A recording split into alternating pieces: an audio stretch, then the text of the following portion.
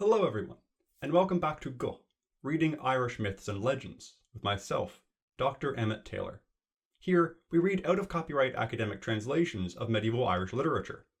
No retellings or reimaginings, just the words of medieval Ireland, right to your ears. This week we'll be reading Serglige Con Culainn, The Wasting Sickness of Cuchulainn, or The Sickbed of Cuchulainn, a text which is rich in fascinating details. From heroes cheating and boasting contests, demon blades, the ascension of a new high king, uncharacteristically sound advice from Cuchulainn on how to be a good king, Cuchulainn's wife having a different name in the initial portions of the tale, and a fascinating glimpse to the other world, this tale is an exciting one. What may make it even more exciting for a listener is that our tale is something of a Frankenstein's monster, a composite tale composed of two distinct portions, both from the Middle Irish period. Of these, one was composed in the 10th century, while the other was written in the 11th or 12th. When we examined Tochbach Ever last week, a tale with two different versions, one of which is complete, these two versions of Serglige Con Culainn are both incomplete, but we believe can be woven back together to create this semi-coherent composite tale. However, it is important to remember that this is just that, a composite, not a story as it would have existed when both versions were independently composed. The story comes to us in only two manuscripts, Royal Irish Academy manuscript 23E25, better known as Levo na Hura, and Trinity College Dublin manuscript 1363. This version we will be reading today is by Myles Dillon, titled The Wasting Sickness of Cuchulainn, published originally in Scottish Gaelic Studies No. 7 in 1953, exactly 1 year out of copyright under Irish law, and possibly the closest this podcast will ever come to the edge of the period we can cover. For an alternative translation, one is available by Geoffrey Gants in Early Irish Myths and Sagas from 1981, but I would note that Gants removes portions of poetry, such as Cuchulainn's advice to kings, and edits elements for greater clarity, such as removing the references to the differently named wife in the beginning. Lastly, before we begin, a brief note. Based on some of the comments and suggestions by my beta listeners, I have used some very minor variation in voice and inflection to better differentiate characters in this text. Our tale has a lot of back and forth dialogue, far more than the ones we've covered previously, with the narrator having less of a role than in others. So, I thought that this would be the best place to do that little experiment to differentiate characters speaking to each other. If you find this helpful, or if you find that it detracts from the experience, please let me know at irishlegendspodcast@gmail.com. Now, let us begin. Here follows the wasting sickness of Cuchulainn, and the only jealousy of Ever. The Ulstermen used to hold a fair every year, 3 days before Samhain and 3 days after it, and the day of Samhain itself. That is the time that the Ulstermen used to be there in Magmarethna, holding the fair at Samhain every year, and nothing at all was done by them during that time save games and gatherings and pleasure and delight and eating and feasting, so that from that is come the triple feast of Samhain throughout Ireland. One time, a fair was held by the Ulstermen in Magmarethna, and the purpose for which they used to hold it was to assign always to each man his triumph and his prowess at every Samhain. It was their custom, moreover, for the sake of the triumphs, to hold the fair thus, that is, to bring in their wallachs the tongue of every man they had killed, and they would bring the tongues of cattle, so as to increase the triumphs there, and each would bring his trophies then openly, but it was each in turn. And the way they used to do it was with their swords on their thighs, when they were making the triumph. For their swords used to turn against them when they would declare a false triumph. That was natural, for demons used to speak to them from their weapons, and thus their weapons were guarantees for them. All the Ulstermen came to the fair, save two, Conall Cernach and Fergus MacRoich. "Let the fair be held," said the Ulstermen. "It shall not be held," said Cuchulainn, "till Conall and Fergus come." For Fergus was his foster father, and Conall Cernach a foster brother. Then Shenka said, "Let board games be played for us meanwhile, and let songs be sung, and let conjurers perform. That is then done. When they were there, then, birds settled on the lake beside them. There were not in Ireland birds more beautiful. The women were eager for the birds. Translation cuts. Each of them began to boast of her husband's prowess at catching birds. Ethna Eithn Cowathrach, wife of Conchobar, said, "I want one of those birds for each of my shoulders." "So do we all," said the women. "If they are caught for anyone, it is for me first that they shall be caught," said Ethna Ingva, wife of Cuchulainn. "What shall we do?" said the women. "I shall go from you to Cuchulainn," said Levercham, daughter of Oa and Aldrach. She went then to Cuchulainn, and said to him, "The women want those birds from thee." He grasps his sword to strike her. "The whores of the Ullad find no other task for me today than hunting birds for them." "Thou shouldest not rage against them," said Levercham, "for through thee comes one of the 3 blemishes which is upon the women of the Ullad, that they are blind of an eye. For the 3 blemishes that are on the women of the Ullad are crookedness, stammering, and blindness. For every woman who loved Conall Cernach was crooked, and every woman who loved Cuscrid the stammerer of Macha, son of Conchobar, pretended to stammer badly. Likewise, every woman who loved Cuchulainn used to blind her eye in the likeness of Cuchulainn, and for love of him. For it was a faculty of his, that when he was angry, that he used to draw in one eye, so that a crane could not reach it in his head, and the other used to come out, as big as a heifer cauldron. "Harness the chariot for me, Loich," said Cuchulainn. Then Loich harnessed the chariot, and Cuchulainn went into the chariot, and gave them a fastening blow of his sword, so that their claws and wings clung together. They took them all then, and brought them to the women, so that there was not a woman who did not receive 2 of them, save Ethna Ingva alone. It came to his own wife. "Thou art vexed," said Cuchulainn to her. "No," said she, "for it is from me that the gift is made to them." "Thou doest well," said she. "There is not one of the women who does not love thee, or has not a share for thee, while for me there is no share in me for any other save for thee alone." "Do not be vexed then," said Cuchulainn. "If birds come to Magmarethna or upon the Boyne, the 2 loveliest of them shall come to thee." Not long afterwards they saw 2 birds on the lake, with a gold chain between them. They sang a little tune. Sleep fell upon the host. Cuchulainn approached them. "If thou wouldest listen to me," said Loich and Ethna, "thou shouldest not go to them, for there is some power behind these birds. Birds are caught for me besides them."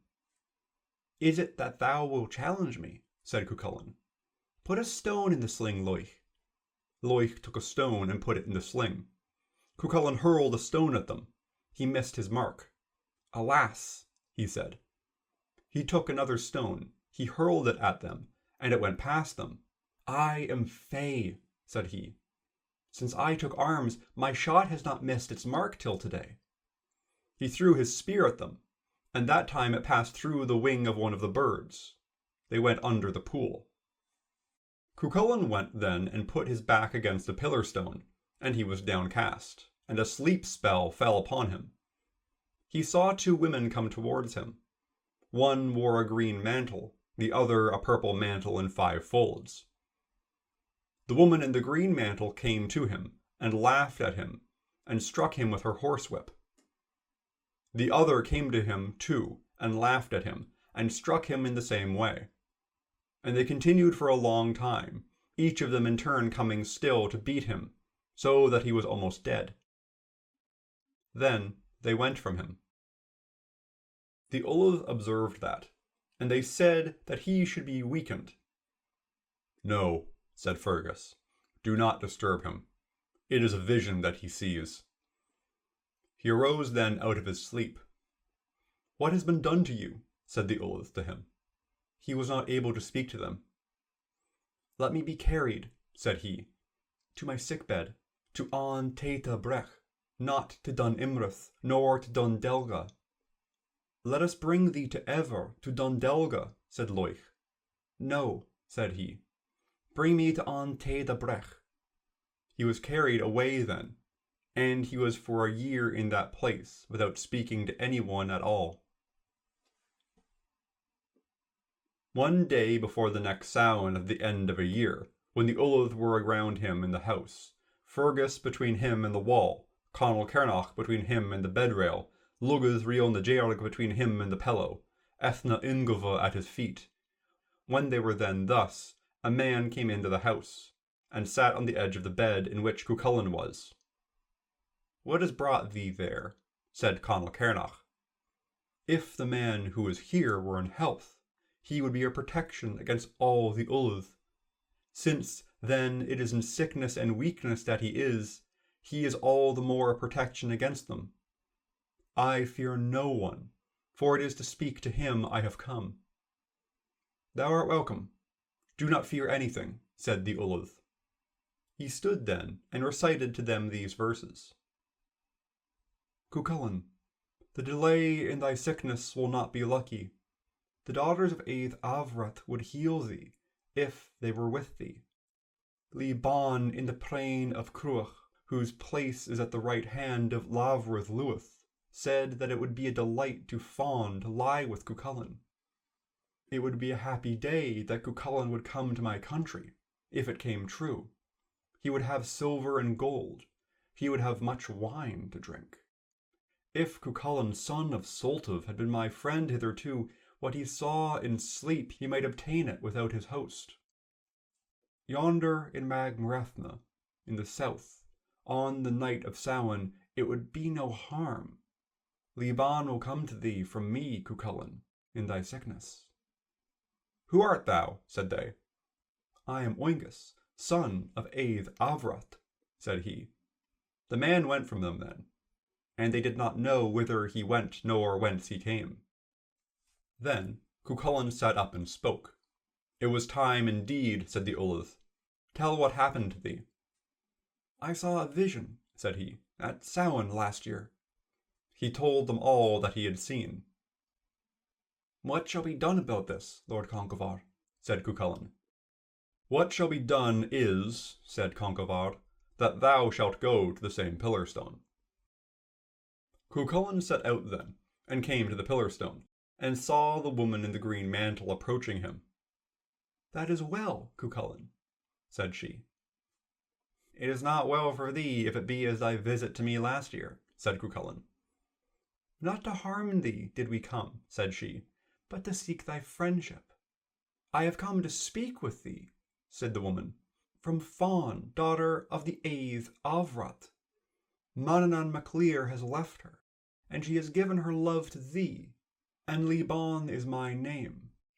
My husband, Lavra the Swift Hand on Sword, has sent thee a message, that he will give the woman to thee for one day's fighting with him against Shenach Shiavortha and Echiz Iul and Olgrim Inber." "I am not able to fight with men today," said he. "That would not last," said Liban.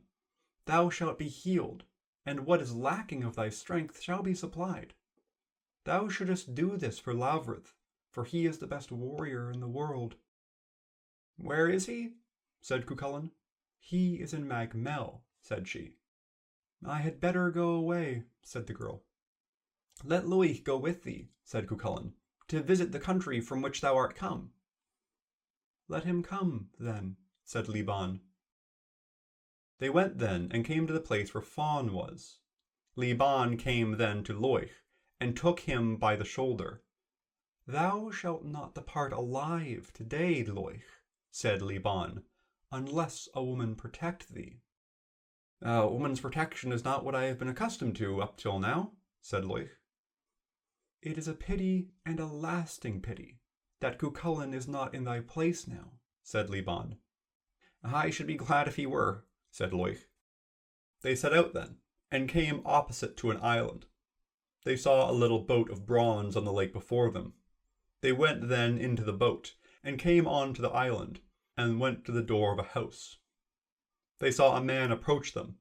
Then Liban said to him, "Where is Lavra the Swift Hand on Sword, who is the head of victorious troops, victory from above the body of a firm chariot, who reddens ruddy spear points?" Then the man answered her and said, Lovrith, active and eager, he will not be slow. There will be many a gathering for battle. A slaughter is made, from which Mag Fidga will be filled. They went then into the house. They saw 3 times 50 beds within, and 3 times 50 women in them. They all welcomed Loich. They all said to him, Welcome to thee, Loich, for the sake of her with whom thou art come, and for the sake of him from whom thou art come, and for thy own sake. What wilt thou do now, Loich? Said Liban. Wilt thou now go speak with Fawn? Yes, if I may know where she is. She is a room apart, said Liban. They went then to speak with her, and she welcomed them in the same way. Fawn, daughter of Aeth Avrat. Aeth, that is to say, fire. The pupil is the fire of the eyes, and Fawn is the word for the tear which passes over it. For her purity and her beauty she was given that name, for there was nothing else in the world to which she might be compared. Then, as they were there, they heard the sound of Lovrith's chariot come into the island. Lovrith is downhearted today, said Liban. Let us go to speak with him. They went out, and Liban gave him welcome, and said, Welcome to Lovrith, swift hand on sword. Heir of a swift host of spearmen, he smites shields, he hurls javelins. He wounds bodies, he slays nobles, he raids for plunder. Fairer than... Translation cuts. He destroys hosts, he spreads wiles, attacker of warrior bands. Welcome. Lovrith did not answer her, and the girl said again, Welcome, Lovrith, swift hand on sword in quarrelling, ready in bounty, generous to all, eager for battle, scarred is his side, honest his word, forceful his claim, friendly his rule, daring his right hand, vengeful his valor, he cuts off warriors, welcome, Lovrith. Still, Lovrith did not answer. She chanted again, another lay. Welcome to Lovrith, swift hand on sword, bravest of warriors, proudest of lords. He destroys the fierce. He wages battles. He pierces warriors. He raises the weak. He humbles the strong. Welcome to Lovrith. Thou speakest not well, woman, said Lovrith. So he said, It is not pride in me, woman, nor is my reason confused by joyous arrogance. We shall go into a fierce and crowded fight of many spears, where red swords shall be wielded against right hands, many peoples with the one heart of Eilchith Ewell. I have no pride. Be of good courage, said Liban to him. Loich, the charioteer of Cuchulainn, is here, and he has sent thee a message that he will send thee an army. Lovrith welcomed him then, and said, Welcome to thee, Loich, for the sake of the woman with whom thou art come, and from whom thou art come. Return home, Loich, said Lovrith, and Liban will follow thee. Loich sent out then to Evan, and told his tidings to Cuchulainn and the others. Cuchulainn sat up then, and passed his hand over his face, and he spoke to Loich clearly, and he felt his spirit strengthened by the tidings which the servant told him. The 4 provinces of Ireland were holding an assembly at that time, to see whether they would find anyone to whom they would choose to give the kingship of Ireland. For they did not like the hill of the lordship and rule of Ireland to be without the government of a king, and they did not like the peoples to be without the rule of a king ordering their common life. For the men of Ireland were without the rule of a king for 7 years after the death of Conora in Dedurgo's hostel, until that great assembly of the 4 provinces of Ireland at Tara of the kings, in the house of Erc, son of Corpra Niafer. Now, these are the kings who were at that assembly. Medv and Alel, Cu Roy, and Tigernach Tetvulach, son of Luchta, and Finn, son of Russ.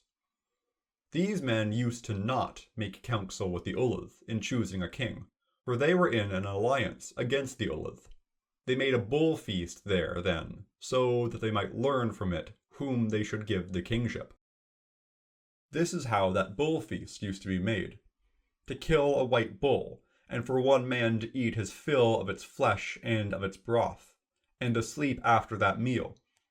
and for 4 druids to chant a spell of truth over him, and the form of the man to be made king used to be shown to him in a dream. His shape and his description, and the manner of work that he was doing. The man awoke out of his sleep, and told his dream to the kings. A young warrior, noble and strong, with 2 red circles around his body, standing over the pillow of a sick man in Evan Macha. Then messengers were sent for that purpose to Evan. It was while Cuchulainn lay sick there that the Ullth were assembled around Conchobar at Evan. They told their tidings to Conchobar, and to the chiefs of the Ullth besides. "There is a noble youth of good family amongst us of that description," said Conchobar. "Lugith Rion the Jerk, son of the 3 fair men of Evan, foster son of Cuchulainn, who is at the pillow of the bed yonder, comforting his foster father, Cuchulainn, who is sick." Cuchulainn arose then, and began to instruct his foster son, and it is then he said, "Be not a seeker of fierce, uncouth quarrelling. Be not vehement, churlish, arrogant. Be not timorous, violent, sudden, rash. Be not a timid observer of drunken rioting. Be not a flea in the ale of a prince's house. Do not often delay in rewarding strangers. Seek not out men of ill fame and little power. Prescriptive periods shall not close upon a foundation of illegality. Memories shall determine to whom inherited land belongs. Old antiquaries shall be questioned on their conscience truthfully in thy presence. Judges shall investigate kinsmen and lands. Let the genealogical branches be extended when children are born. Let the living be summoned. Let the place where the dead have dwelt be established upon oaths. Let heirs be maintained according to their proper right. Let those outside the Finna proceed to control their privileged land. Be not haughty in contradiction. Be not loud in telling. Do not play the buffoon. Do not mock. Do not threaten old men. Do not entertain suspicion of anyone. Be not importunate. Do not refuse anyone unless he fail in service. Be gracious in lending, in refusing, in borrowing. Be humble in receiving instruction from the wise. Be mindful of reproach from thy elders. Be observant of the paternal rule. Be not cold-hearted towards friends. Be stern towards enemies. Be not contentious in thy many meetings. Be not garrulous and reproachful. Do not oppress. Do not hoard what may be profitable. Let thy rebuke restrain the deeds of an unjust man. Suppress not thy justice for the will of men. Do not dissolve contracts, lest thou suffer remorse. Be not contentious, lest thou be hateful. Be not lazy, lest thou become weak. Do not bustle too much, lest thou be vulgar. Adapt thyself to follow these words, my son." Then Lugith said this to Cuchulainn, "It were well that every man should know them. Nothing of it shall be lacking. It will be verified if I come." Lugith went after that with the messengers to Tara, and he was proclaimed king. And he spent that night in Tara, and each man went to his own home after that. Of Cuchulainn, however, it will now be told here. "Go for me, Loich," said Cuchulainn, "to the place where Ever is, and tell her that they are fairy women who have visited me and destroyed me, and say to her that I am recovering, and that she should come to visit me." Then the youth said this, exhorting Cuchulainn. "It is great idleness for a warrior to lie asleep of wasting sickness, for it shows demons, that is to say, women, folk from Tenmeg Trogara, that is to say, from Magmel, and they have injured thee, and they have confined thee. They torture thee in the toils of women's wantonness. Awake from the fairy sickness, for thy brilliant power returns amongst ruddy warriors, chariot fighters. Thou art ruddy, a recovery to health, so that translation cuts, translation cuts, great deeds, translation cuts. When the vehemence of Lavrith is challenged, ruddy man, arise, so that thou may be great." The servant went then to where Ever was, and told how Cuchulainn fared. "Ill of thee, lad," said she, "for thou dost visit fairyland not to find means of healing thy master. Unhappy for the Ulsterman not to seek his healing. If Conchobar were wasting away, or if sleep should overpower Fergus, or Conall Cernach should draw wounds upon himself, it is Cuchulainn, help. Then she said a lay thus: Alas, O son of Ringavar, though often thou visitest the fairy mound, thou dost delay in bringing thence a cure for the comely son of Dectera. Unhappy for the Ulstermen, who practice hospitality, both foster father and foster brother, not to search the brown earth, so as to heal their friend Cuchulainn. If Fergus were in a trance, which the wisdom of a druid could heal, the son of Dectera would not tarry till he should find a druid to examine him. And if it were Conall Cernach whom wounds and sores afflicted, Cuchulainn would search the wide world till he should find a leech to cure him. If Logia the victorious should be worsened in a fight, he would search the fields of Ireland to heal the son of Conyd mac Iliach. If it were to treacherous Celtachar that sleep and wasting sickness should come, Shaitanta would journey night and day amongst the fairies. If Verbeas of the warrior bands should lie long prostrate, he would search the firm earth till he should find a remedy for him. The hosts of Sheath Truam are dead. Their great deeds are no more. Their hound does not outrun hounds, since the fairy sleep has overtaken him. Alas for the suffering that holds me on account of the hound of Conchobar's smith. My heart within me is troubled lest I should fail to heal him. Alas, my heart bleeds that the horseman of the plain is sick, that he does not come hither, to the fair plain of Mag Marefna. The cause that he does not come from Evan is the fairy vision which has separated us. My voice is weak and dead, because he is in misfortune. A month and a season and a year without sleeping in wedlock, without one to speak softly, none such have I heard, son of Ringavar. Ever went to Evan then to visit Cuchulainn, and sat on the bed in which he lay, and she was saying, Shame for thee, said she, to lie for love of a woman, for long lying will make thee sick. And she was speaking to him, and she sang a lay. Arise, warrior of Ulster, awake from sleep, healthy and glad. Look at dawn upon the king of Macha, do not yield too long to sleep. Look at his shoulder girt with crystal. Look at his tankards of ale. Behold his chariots, they come through the valley. Behold his rows of chessmen. Behold his heroes with valor. Behold his tall, gentle girls. Behold his valorous queens and his great queens. See the beginning of brilliant winter. See each wonder in turn. See, for it is for thy good. Its cold, its duration, its gloom. Not good but ill is heavy sleep. It is faintness after being overpowered in battle. To sleep too long is like a drink after one is satisfied. Weakness is second to death. Awake from sleep, which brings peace after drunkenness. Arouse thy mighty force. Many who are fair-spoken have loved thee. Warrior of Ulster, arise. Then Cuchulainn arose, and brought his hand across his face, and put from him his faintness and his heaviness. And he arose and came, till he was an Arba Roir. He saw Liban approaching him, and was inviting him to the sheath. Where is Lavrith? Said Cuchulainn. Not difficult to tell, said she. Lavrith dwells upon clear water, where companies of women visit. Thou wilt be glad to go to his country, if it be to visit Lavrith the swift. Daring his right hand which cuts off 100, she who tells it knows. Crimson of the lovely shade is the likeness of Lavrith's cheek. He routs the doghead, keen in battle, lord of a thin red sword. He breaks the weapons of frenzied troops, he rends the shields and armors of warriors. His skin delights the eye in the conflict, he does not betray friends in misfortune. Most worthy of the men of the sheath, one who has slain many thousands.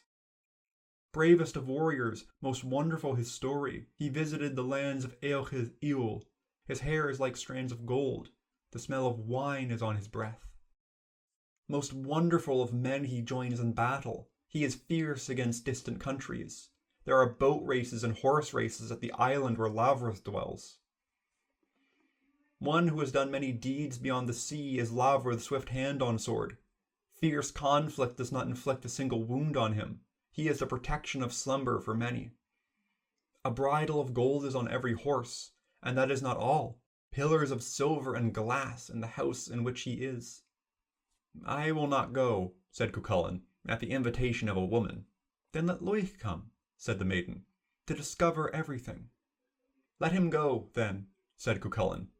Loich sent out with the maiden, and they went to Mag Luatha, and to the magic tree, and past Oinach Nemna, and into Oinach Fidga, and Aeth Avrat was there with his daughters.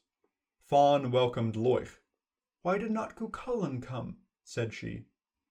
He did not wish to go at the invitation of a woman, and also that he might learn whether it is from you that the message came to him. It is from me, said she. And let him come to us quickly, for it is today that the battle is being fought. Loich went back to where Cuchulainn was, and Fawn with him. How is that, Loich? Said Cuchulainn. Loich answered and said, It is time to go, for the battle is being fought today. And it was thus he was telling it, and he sang a lay. I came in joyous sport, to a palace that is wonderful, though not unknown, to a mound where scores of companies were assembled, where I found long-haired Lavrath. I found him seated on the mound, with thousands of weapons, his hair yellow of lovely shades, a golden ball clasping it. He recognized me, then, in my five-folded purple cloak. He said to me, Wilt thou go with me to the house where Falba Finn dwells? The two kings are in the house, Falba Finn and Lavrath, 3 times 50 around each of them. It is the number of the one household. 50 beds to the right side and 50... Translation cuts. 50 beds to the left side and 50 couches. The steed of each bed is copper, white pillars gilded. The candle which stands before them is a gleaming precious stone. Before the entrance to the west, whence the sun sets, there are grey horses with shining manes, the others dark brown. Before the entrance to the cast, 3 trees of purple glass, from which birds sing softly, unceasing, for the children of the royal fort. There is a tree at the entrance of the enclosure. It were well to match its music. A silver tree on which the sun shines, like gold is its brilliance. There are 60 trees there. Their branches almost meet. 300 are fed from every tree with abundant mast without husk. Now there is a spring in the mound, 3 times 50 brilliant cloaks, and a brooch of shining gold in the border of each cloak. There is a vat of intoxicating mead which is served to the household. It stays ever, a lasting custom, so that it is always full. There is a girl in the house who surpasses the women of Ireland, with yellow flowing hair. She is beautiful and skilled in many crafts. The conversation that she holds with each one is beautiful, wonderful. The heart of every man breaks with longing and love for her. The maiden said, Who is the lad whom we do not recognize? If thou be the lad of the man of Marathna, come a little closer. I went forward, slowly. I feared for my honour. She said, Will the eager son of Dectera come hither? Alas, that he is not gone long since, for all invite him, that he might see the state of the big house which I have seen. If all Ireland were mine, and the kingdom of Golden Brega, I would give it no weak resolve to dwell in the place to which I came. That is good, said Cuchulainn. It is good, said Loich, and thou shouldest go there, and everything in that country is good. And then Loich said again to him, telling the joy of the fairy mound, I saw a bright free land where no falsehood is spoken, nor deceit. There is a king there, one who reddens troops with blood, Lavra the swift hand on sword. As I came over Mag Luatha, I beheld the magic tree. In Magdena I met with 2 two-headed serpents. Then Liban said, as we were there, Dear to me were the miracle if the coup were here in thy place. Beautiful women, virtue unbounded, are the daughters of Aeth Avrat. The beauty of Fawn, brilliant name, no queen or king has attained it. I shall tell it, since it is I who have heard it. In the race of Adam without transgression, the beauty of Fawn is without equal in my time. I saw gladly clad warriors play with weapons. I saw coloured raiment fit only for princes. I saw gentle women at a feast. I saw their girls. I saw comely lads going about the wooded ridge. I saw musicians within playing for the maiden. Were it not that I came out so quickly, they would have left me without reason. I saw the hill where dwelt a beautiful woman, Ethna of the Sai, but it is the woman that I tell of here who brings the hosts out of their senses. Cuchulainn went abroad with her then, and he took his chariot, and they came to the island. Lávruth welcomed them, and so did all the women, and Fawn gave a special welcome to Cuchulainn. What is to be done here now? Said Cuchulainn. Not hard to say, said Lávruth. We shall go to survey the host. They went then, and came to the massing of the hosts, and viewed them. And the host seemed to them to be without number. Go away now, said Cuchulainn to Lávruth. Lávruth went away then, and Cuchulainn stayed by the host. 2 magic ravens whom the host had made announced him. It is likely, said the host, that it is the frenzied man from Ireland whom the ravens foretell. The host pursued him then, so that he did not find a place of safety in the country at their hands. Ecgtheow Iol came then to a spring to wash his hands early in the morning. Cuchulainn saw his shoulder through the hood. He flung a spear at him, so that it went through him. Alone he killed 33 of them. Then Shenach Sheavortha attacked him, and they fought a great encounter, and Cuchulainn killed them. Lávruth came then, and the hosts fled before him. Lávruth besought him to stay from the slaughter. But we fear, said Loich, that the man will wreak his anger upon us, for that he does not think that he has had battle enough. Go, said Loich, and let 3 vats of cold water be prepared to quench his fury. The first vat into which he went boiled over. The second, none endured it on account of its heat. The heat of the third was moderate. When the woman saw Cuchulainn, then Fawn sang this. Graceful is the charioteer who travels over the road. Though beardless, he is a warrior. Handsome the driver who drives across the plain in the evening over Oinach Fidgai. No fairy music is the strain which sounds for him. The strain of blood is upon him. He chants a drone above the chariot frame, and the wheels of his chariot sound in harmony. The horses that are under the firm chariot, stay for me, that I may observe them. I have not found such horses. They are as swift as the wind in spring. He plays with 50 golden balls. They are bound aloft over his breath. I have not found such a king for harsh deeds and for gentle. There is in each of his cheeks a shade red like blood, a green shade, a blue shade, a shade of bright purple color. There are 7 lights upon his eye. It is not the tale of a curse of blindness. The ornament of noble eyes are his brows, as black as a chafer. On his head he is a good man, who is famous to the borders of Ireland. There are 3 kinds of hair of different color, the young and beardless lad, a reddened sword which sheds blood, with its hilt of silver, a shield with a boss of yellow gold and a rim of white gold. He strides over men in every dispute. He goes into battle, into the place of danger. There is none of you fierce warriors like to Cuchulainn. Cuchulainn comes hither, the warrior from Marethna, those who... Translation cuts. Here afar are the daughters of Eith Avrat. Long dripping of red blood down the shafts of spears is a sign of him. A proud, loud, triumphant cry, and a cry of woe from those against whom he rages. Liban welcomed him after that, and it is then that she said the following poem. Welcome, Cuchulainn, boar of pursuit, great prince of Magmarethna. Great is his spirit, the glory of victorious champions, the heart of a hero, the strong stone of wisdom, red hue of anger, ready for the true verdict of enemies. The warrior of Ulster, beautiful his colour, delight of a woman's eyes. He is welcome. What hast thou done, Cuchulainn? Said Liban to him. Then Cuchulainn said, I made a cast of my spear into the stronghold of Olgan Inver. I know not, famous course, whether it was a victory or wrongful slaying. Whether my strength were good or bad, I have never until now in contest made a random cast of a man in a midst. Perhaps no living man died. A fair, brilliant host with splendid horses pursued me from all sides, the people of Manannán son of Lir. Ogan Inber had summoned them. I made a circuit, by some endeavour, when my full vigour came. Dog-like I brought to his death one man of their army. I heard the cry of Ehu Il, lips speak in a multitude. If it were truly one man, perhaps it was not a battalion. The cast was well thrown.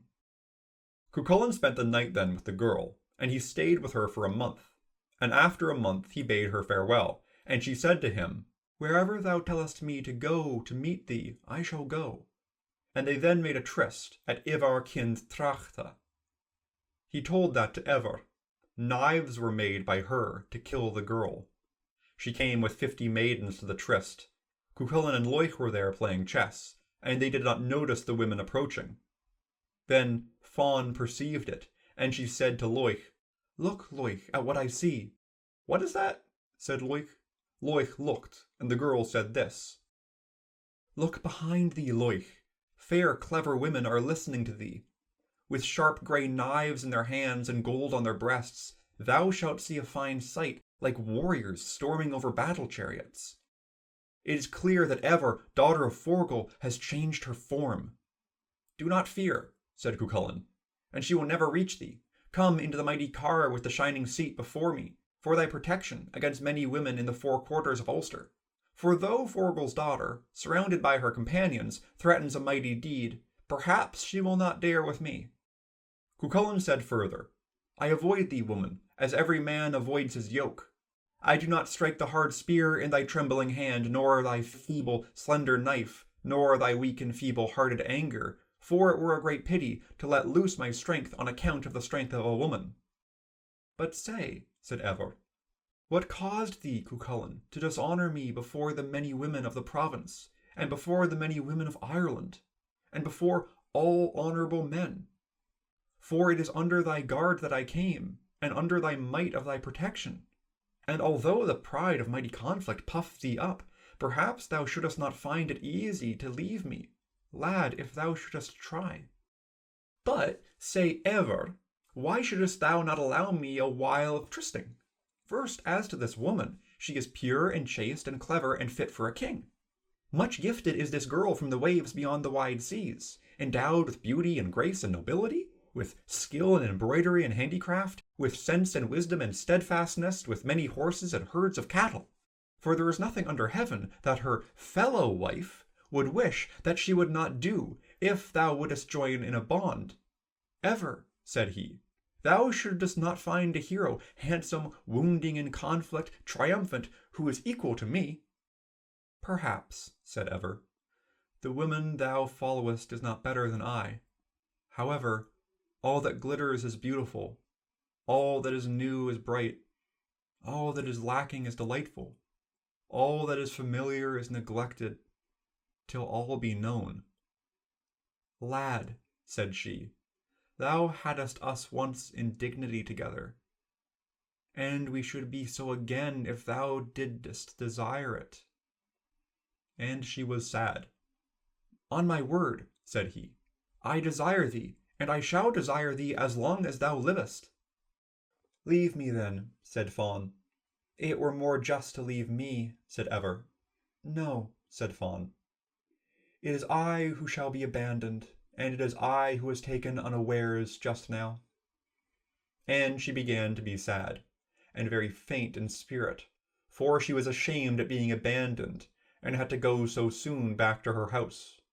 And the great love that she had given to Cuchulainn troubled her, and thus she was lamenting, and she made this lay. I shall go on a journey, though I like our adventure best. Though some famous man should come to me, I would liefer stay. I would liefer be here, I shall confess it to thee without grudge, than to go, though thou mayest wonder, to the sun palace of Ave Alvrat. Ever, the man is thine, and mayest thou enjoy him, good woman. I must long for what my hand cannot yet reach. Many men were wooing me under the roof and in secret places. I made no tryst with them, for I was faithful. Unhappy is one who gives love to another, unless it be cherished. It is better to be thrust aside unless love is given for love. Thou art come with 50 women, noble ever of the yellow hair, to overwhelm Fawn. It is not well done, and to kill her through suffering. I have, so long as I live, 3 times 50 women, beautiful maids, together at my dwelling, who would not abandon me. Then that was revealed to Manannán that Fawn, daughter of Éiv Álvraith, had unequal conflict against the women of Ulster, and that Cuchulainn was leaving her. And Manannán came to the girl out of the east, and he was before her, and none of them perceived that save Fawn alone. And it was then that the girl was seized with regret and faintness of spirit when she looked upon Manannán, and she made a lay. See the son of the heroes of the sea, from the plains of Olg and Inver, Manannán, lord of the world. Once he was dear to me. But today I would weep. My proud spirit does not love him. Love is in vain, it vanishes quickly. When the son of Lir and I were together in the sun palace of Dun Inver, we thought always that we should never be separated. When noble Manannán took me, I was a fitting spouse. He could not win against me a game. Translation cuts. At chess in his time. When noble Manannán brought me home, I was a fitting spouse. I have a gold bracelet that he gave me as the price of my maidenhead. I had, out of the hearth, 50 maidens arrayed in many colours. I gave him 50 men besides the 50 maidens. 4 times 50 without error was the number of the household, 100 prosperous healthy men, 100 fair and healthy maidens. I see coming hither over the sea, the dull-witted do not see him, the horseman of the white-haired sea. He does not use longships. None but a fairy sees the coming hither by us. Thy sense perceives each small company, though they be far away. As for me, it was my desert, for women are foolish. He whom I loved exceedingly has brought me here into distress. Farewell to thee, fair Cu. I go from thee proudly. I am impatient to be gone. All is well till the moment of parting. Now it is time for me to go. There is one who finds it hard. It is a great distress, O Loich, son of Ringovar. I shall go with my own spouse, for he will not oppose me. Say not that I go secretly. Watch me, if you will. The girl set out then after Manannán, and Manannán welcomed her.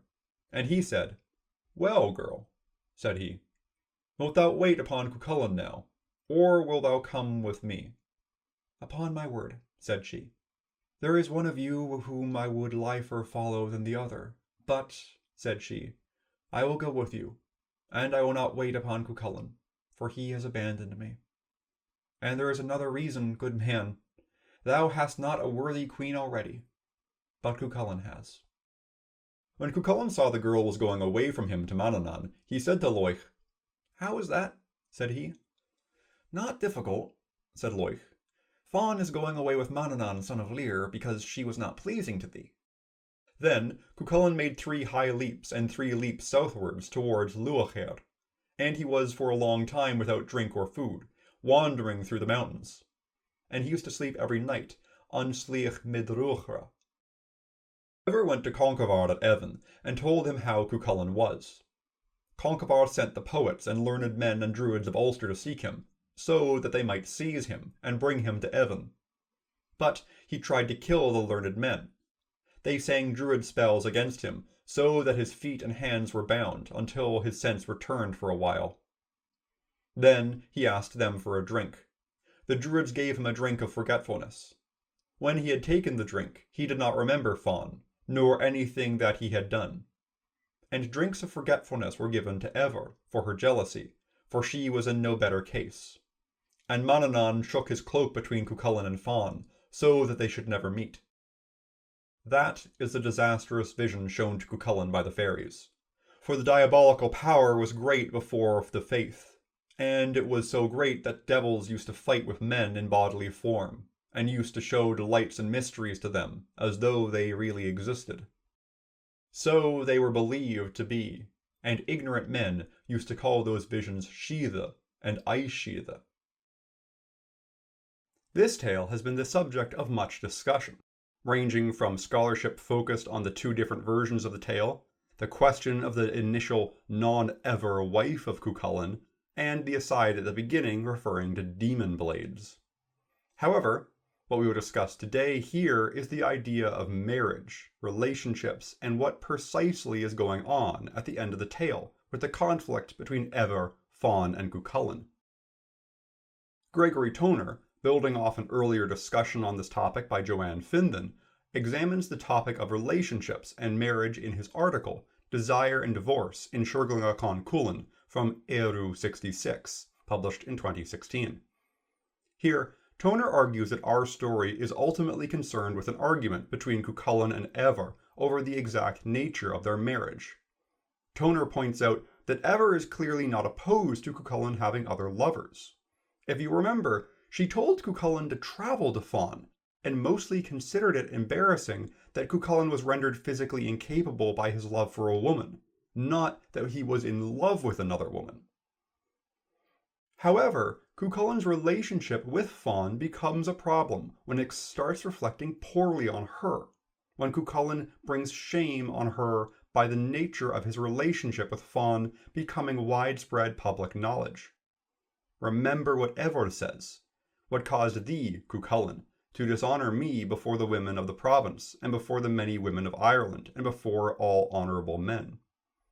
Honour in medieval Ireland, as discussed by scholars such as Philip O'Leary, is not a private matter, not something that someone knows intimately about themselves, if they have it or do not have it, but a matter of bombastic public record. Doing something shameful in secret, out of sight, or where you manage to kill all potential witnesses, is not shameful. It only becomes shameful and thus damaging to honour when it is known publicly.